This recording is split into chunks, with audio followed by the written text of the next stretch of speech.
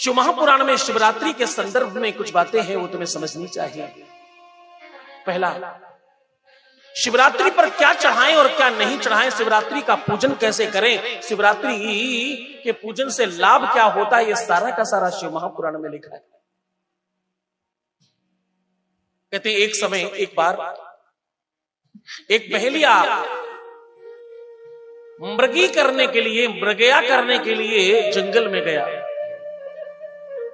और एक पेड़ के पीछे बैठकर मृग को निशाना बना करके चुपचाप बैठा है। थोड़ी ही देर बाद जलाशय के किनारे एक मृग आया। ये पुरुष नहीं, ये स्त्री मृग है, मृगी है ये। इन्होंने जैसे उसे देखा, ये आखेट करने अपने पिता के आदेश पर गए हैं, इनको अपना कोई मन नहीं है किसी को मारने का, ये बिल्कुल संतत्व प्रवृत्ति के हैं, लेकिन पिता के कहने पर आखेट करने आज पहली बार गए।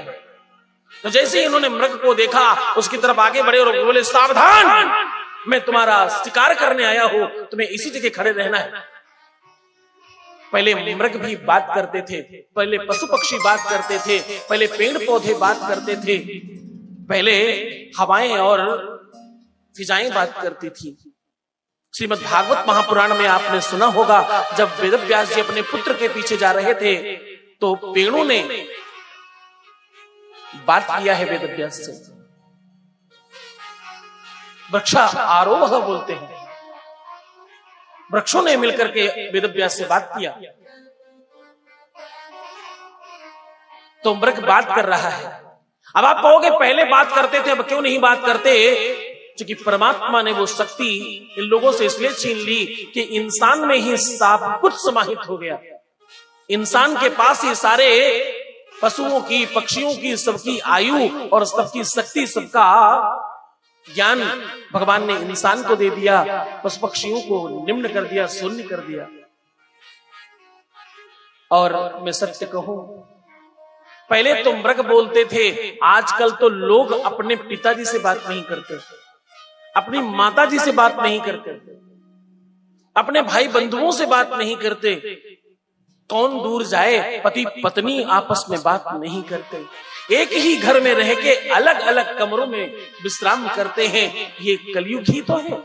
हाँ, अच्छा ही है कि मृग बात नहीं करते, वरना तो अभी इंसान ही हैं। पहले फिर तो जाने कितने पशु पक्षी भी तुम्हारे साथ खड़े होकर के तुम्हें कोस रहे होते। हाँ,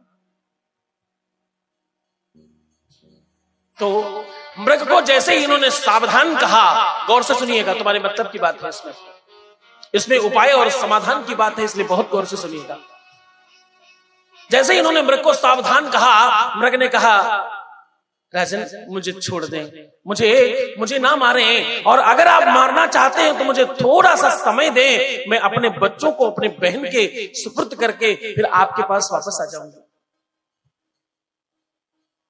तो आखेट करने आए हुए इस इंसान ने कहा, मैं कैसे विश्वास करूं, मैं कैसे भरोसा कर लूं तुम्हारा कि तुम वापस आओगे, और अगर तुम वापस नहीं आए तो क्या करेंगे?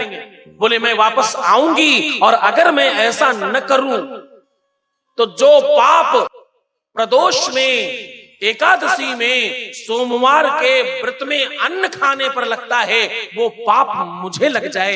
ऐसा कहकर वो मृग चला गया वहां से। थोड़ी ही देर बाद दूसरी मृग आई, ये भी स्त्री है, ये उसकी सगी बहन है।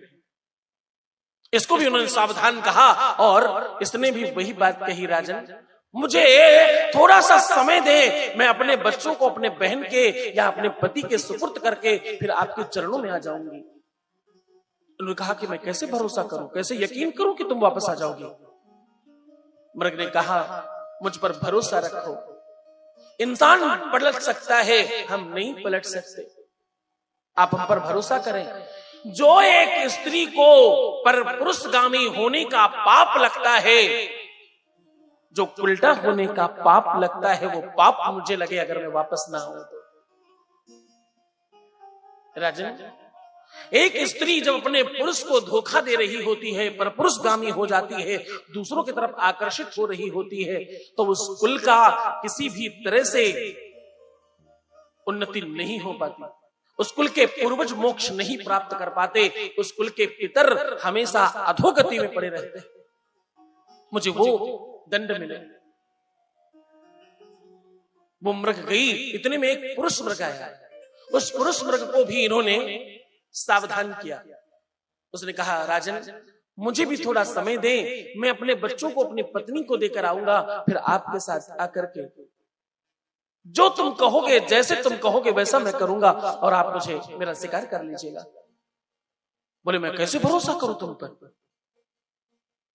तो मृग ने बड़ी सुंदर बात कही, राजन अर्थागमो नित्यमरोगिता च प्रिया च भार्या प्रियवादनी च वसस्य पुत्रो खखरी च विद्या सद जीवलो कस्य सुखानि राजन। राजन, ये 6 प्रकार के सुखों से मैं विमुख हो जाऊं, और जो कोर्ट में कचहरी में झूठी गवाही देने का पाप लगता है, वो पाप मुझे लग जाए अगर मैं वापस ना आऊं तो। इन्होंने 3 मृगों को छोड़ा और 3 काल इनके हाथों से टूट टूट कर बिलपत्र नीचे एक कंकड़ रूपी शंकर के ऊपर गिर रहे हैं। ये जिस पेड़ के नीचे खड़े हैं वो बिलपत्र का पेड़ है, और बिलपत्र के पेड़ से पत्तियां इनके हाथों से स्पर्श हो करके वो कंकड़ पे शंकर पर गिर रही हैं। 3 काल की पूजा इनकी संपन्न हुई। इस प्रकार से एक एक काल में एक एक मृग को इन्होंने छोड़ा तो 3 दान हो गए इनके, और 3 लोगों के प्राणों का रक्षण इन्होंने किया। इसलिए ये इनको दया, धर्म और सत्कर्म का लाभ प्राप्त हुआ। अब तीनों के तीनों मार्ग में जाकर मिल रहे हैं मृग। विषमता यह है कि पहली मृग अपने बच्चों से कहती है, बेटे मेरी चिंता न करना, अपने पिता में ही सर्वस्व देखना, अपने पिता को ही सब कुछ मांगना, सब मानना, और इनके आदेश का पालन करना। बेटा मैं अब वापस नहीं आऊंगी, मेरा संकल्प है, कहीं मैंने कहीं कहा है कि तुम्हें सुपुर्द करके अपने प्राणों के हरण करने के लिए मैं जाऊंगी, और मेरे प्राण हरे जाएंगे, मेरा वध होगा, मेरा शिकार किया जाएगा। मृग के बच्चे कहते हैं, क्यों ना मां हम लोग झूठ बोल दें, अगर संसारी इतना झूठ बोल सकते हैं, अगर संसारी इतना फरेब कर सकते हैं, तो हम लोग झूठ क्यों नहीं बोल सकते, हमें जाने की क्या आवश्यकता है। तो मृग ने बड़ी सुंदर बात कही, बोले बेटे हमने पिछले जन्मों में कोई बड़े भारी पाप कर्म किए होंगे जिसके फलस्वरूप हमें पशु बनना पड़ा है, इसमें और पाप करेंगे तो मुझे और क्या क्या बनना पड़ेगा बेटा, इसलिए पाप तो नहीं करना है। हाँ? ऐ बच्चों, खान पान, आहार और निद्रा, भोजन करना और सो जाना, भयभीत होना और भयभीत करना, संतान उत्पन्न करना, मैथुन करना, भागना, दौड़ना और अपने लिए व्यवस्थाएं करना, ये पशुओं में और मनुष्यों में बराबर बराबर पाया जाता है। एक ज्ञान ही तो है, एक वाणी ही तो है, संकल्प ही तो है जो पुरुषों में, इंसानों में श्रेष्ठ है, सबसे ज्यादा है। हमें वो अवसर मिला है, वो हमें नहीं खोना चाहिए। इस भाव से तीनों की तीनों जाकर के राजन के सन्मुख जाकर खड़े हो जाते हैं। राजा जैसे ही धनुष बाण उठा करके उनके ऊपर शिकार करने को चलते हैं, 4थी प्रहर की पूजा संपन्न हुई और महादेव प्रसन्न होकर के बोलते हैं, जो भी कुछ मांगो तथास्तु, मैं तुमसे प्रसन्न हूं। भक्तराज तुमने 4 प्रहर की पूजा की है और तुमने 3 जीवन दान दिए हैं, तुमसे मैं बहुत प्रसन्न हूं। आखेट करने आए पहले ने कहा, प्रभु मैं तो अपराध करने जा रहा था, मैं तो पाप करने जा रहा था, मैंने सत्कर्म कहां किया जो आप प्रसन्न हो गए। बाबा ने कहा, जाने अनजाने किसी भी प्रकार से अगर कोई 4 प्रहर की पूजा संपन्न करता है शिवरात्रि में, तो उसे 1 करोड़ यज्ञ का फल प्राप्त होता है। हाँ, 1 करोड़ यज्ञ का फल प्राप्त होता है। 1 करोड़ यज्ञ के बराबर तुमने फल प्राप्त किया है। राजन क्या मांगना चाहते हो? तो राजा ने इन तीनों प्राणियों के मोक्ष की बात मांगी है। पहले यही तीनों प्राणी अगले जन्म में निषाद राज, गुह्य और केवट और सुग्रीव के रूप में दूसरे जन्म में जन्म लेंगे और इन्हें साक्षात भगवान राम का मैत्री का भाव प्राप्त होगा और भगवान से मैत्री कर ये मोक्ष पद को जाएंगे, ये देवत्व को प्राप्त होंगे, ऐसा आशीष प्रदान किया है।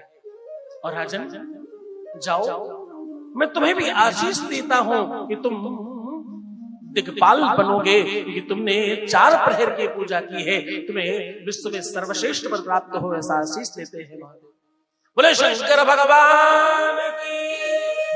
शिव महापुराण कहती है शिवरात्रि के दिन जो भी 4 प्रहर की पूजा करता है उसके जीवन में किसी भी प्रकार का कोई भी अपराध बसता नहीं, कोई पाप बसता नहीं और उसे समस्त प्रकार के सुखों की अनुभूति होती है और वैभव संपदा, यश मान सम्मान कीर्ति निरंतर बढ़ती है।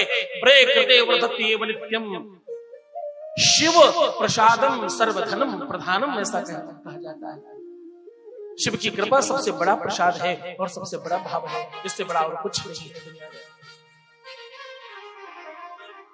शिवरात्रि में जो गेहूं की बाली होती है ना, आप सब समझते होंगे, गेहूं की बालियां 5 अपने हाथों में ले लीजिए, गौर से सुनिए। अभी शाम होनी है, शाम को जाकर तुम ये उपाय कर पाओगे, शाम को अपने ही घर में तुम ये समाधान कर पाओगे और तुम जीवन में सब कुछ प्राप्त कर लोगे। आज शिवरात्रि है, बहुत आनंद से बैठना। 5 गेहूं की बालियां लीजिए और अपने पूरे घर में हवा में लहराते हुए पूरे घर में घूम जाइए, ताकि वहां का जो भी वातावरण है उन बालियों में समाहित हो जाए। क्योंकि जैसा खाओ अन्न वैसा होगा मन, जैसा पियोगे पानी वैसी होगी वाणी। पूरे घर में, हर कमरे में, हर रूम में, हर कोने में, हर जगह जाकर के इनको लहराते हुए पूरे घर में प्रवेश करना और उसके बाद जाकर के दोनों हाथों से स्पर्श करके इसमें जल डालकर भगवान शंकर के ऊपर चढ़ा देना। ऐसा करने से तुम्हारे पितर मोक्ष को प्राप्त होंगे, तुम्हारे इष्ट प्रसन्न होंगे, देवता तुम्हारे अनुकूल होंगे, पूजा तुम्हारी लगने लगेगी और तुम्हारे घर में अन्न धन खूब बढ़ेगा। क्या बढ़ेगा? अन्न और धन बढ़ेगा। आपके यहाँ बेर होते ना, बेर बोलते बैर बोलते हैं आपके यहाँ। छत्तीसगढ़ में क्या बोलते हैं? वो छोटे छोटे जो होते हैं, बैर बैर बेर। अच्छा, बेर। एक बेल होता है बड़ा वाला, वो नहीं, छोटे छोटे जो होते हैं, जो भी कुछ कहते हैं तुम समझो, मुझे अपना वाला तो पता ही है। तो इन्हें लेकर के महादेव के ऊपर जो चढ़ाता है उसे स्वास्थ्य लाभ मिलता है, उसे शारीरिक रोगों से मुक्ति प्राप्त होती है। किसी भी प्रकार का रोग हो, शारीरिक रोग हो, बौद्धिक रोग हो, कितना ही अप्राप्त रोग हो, कोई ऐसा रोग हो जिसे ठीक नहीं किया जा सकता, कोई ऐसा रोग जिसे डॉक्टरों ने बना कर दिया है, कोई ऐसा रोग जिसके बारे में मेडिकल कह रहा है इसका इलाज ही नहीं बना, ऐसे किसी भी रोग के लिए अगर तुम भगवान शंकर के ऊपर, शिव के ऊपर, लिंग पुराण में और लिंब संहिता में लिखा है, ध्यान से समझना, ये तुम्हारे लिए अनुकूल है, इसलिए जानना बहुत आवश्यक है। बेर अगर आप भगवान शंकर के ऊपर चढ़ाते हो तो तुम रोग से मुक्ति प्राप्त कर पाते हो। और आज के दिन भगवान शंकर के ऊपर पके हुए बेर चढ़ाओ और उन्हें लाकर के घर में रख करके सुखा लो। जीवन में कभी भी कोई भी कितना ही बीमार हो जाए, एक बेर खिला देना, उसका वो जीवन का रोग समाप्त हो जाएगा। आज के दिन अगर तुम बेर भगवान शंकर पर चढ़ाते हो तो अगली शिवरात्रि जब तक आएगी तब तक तुम्हारा रोग समाप्त हो चुका होगा। अगली शिवरात्रि कौन सी? महाशिवरात्रि नहीं, जो हर महीने में शिवरात्रि आती है उसकी बात कर रहा हूं। 1 महीना पूरा नहीं हो पाएगा और तुम्हारे शारीरिक रोगों में तुझे मुक्ति मिलेगी। खूब सारे बेर लो, खूब सारे बेरों को इकट्ठा करो एक बर्तन में, एक पात्र में, और उन्हें भगवान शंकर के ऊपर चढ़ा करके फिर से प्रसाद स्वरूप मांग कर ले आओ। बोला, ऐ बाबा, ऐ शंभू, मुझे औषधि के रूप में इसे प्रदान करो। तुम्हें मालूम है बेर को असली में क्या कहा जाता है? मालूम है किसी को?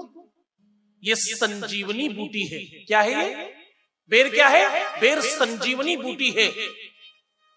जब भगवान राम को माता सबरी अपने जूठे बेर खिला रही थी तो पीछे लक्ष्मण भी खड़े थे। पहले तो भगवान प्रेम में खा गए,